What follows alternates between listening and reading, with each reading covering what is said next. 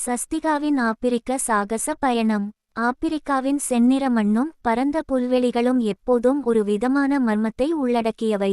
அந்த மர்மங்களை தேடித் தன் பெற்றோருடன் ஒரு கோடை விடுமுறைக்காக கென்யாவிற்குச் சென்றாள் 6 வயது குட்டி பெண் சஸ்திகா.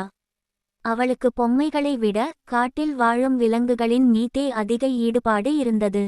செரெங்கெட்டி தேசிய பூங்காவின் ஒரு பாதுகாப்பான முகாமில் அவர்கள் தங்கியிருந்தனர்.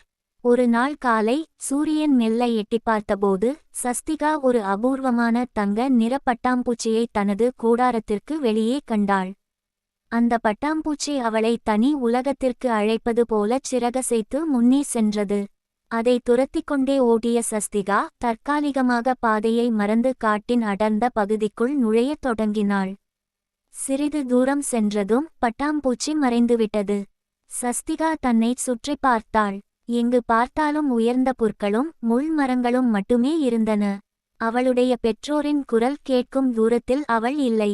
பயம் அவளைச் சூழ்ந்தபோது திடீரென ஒரு பரிதாபகரமான சத்தம் கேட்டது. அது ஒரு விலங்கின் அழுகுரல். பயத்தை மீறி சகிப்புத்தன்மையுடன் சத்தத்தை நோக்கிச் சென்றாள் சஸ்திகா. அங்கே ஒரு பெரிய அகாசியா மரத்தின் அடியில் ஒரு யானைக்குட்டி சேற்றில் சிக்கித் தவித்துக் கொண்டிருந்தது. அதன் இடது காலில் ஒரு பெரிய மரக்கிளையின் கூர்மையான முள் ஆழமாக தைத்திருந்தது.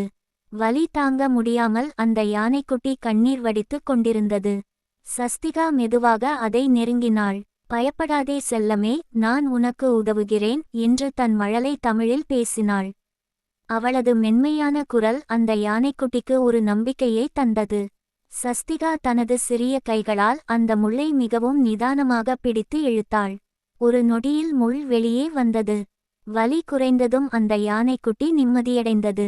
சஸ்திகா சற்றும் யோசிக்காமல் தன் கழுத்தில் இருந்த கைக்குட்டையை எடுத்து அதன் காயத்தில் ஒரு சிறிய கட்டு போட்டாள். அந்த யானைக்குட்டி சஸ்திகாவை தன் தும்பிக்கையினால் மென்மையாக வருடியது. சிறிது நேரத்தில் பூமியை அதிரும்படியான ஓசை கேட்டது. தூரத்தில் ஒரு மாபெரும் யானை கூட்டம் வருவதைக் கண்ட சஸ்திகா வியப்பிலும் அச்சத்திலும் உறைந்தாள். அது யானைக்குட்டியின் தாய் யானை தலைமையிலான கூட்டம். தனது குட்டியின் அருகே ஒரு சிறுமி இருப்பதைக் கண்ட தாய் யானை முதலில் பிளிறியது. ஆனால் தன் குட்டியின் காலில் இருந்த கட்டையும் அது அந்த சிறுமியுடன் காட்டும் நெருக்கத்தையும் கண்டதும் அந்த தாய் யானை அமைதியடைந்தது. அந்த பெரிய யானை சஸ்திகாவின் முன்னால் மண்டியிட்டு அமர்ந்தது. சஸ்திகாவுக்கு புரிந்தது, அது தன்னை முதுகில் ஏறிக்கொள்ளச் சொல்கிறது.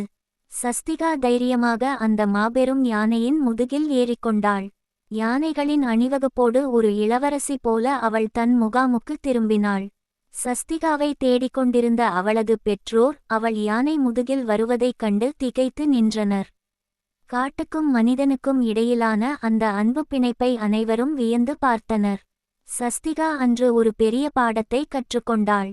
நாம் காட்டும் சிறு அன்பு காட்டையே நமக்கு நண்பனாக்கிவிடும் என்பதை உலகம் புரிந்து கொண்டது. கதையின் நீதி மோரல்: அன்பு என்பது உலகளாவிய மொழி. அது காட்டில் வாழும் விலங்குகளையும் நமக்குச் சிறந்த நண்பர்களாக மாற்றும் ஆற்றல் கொண்டது.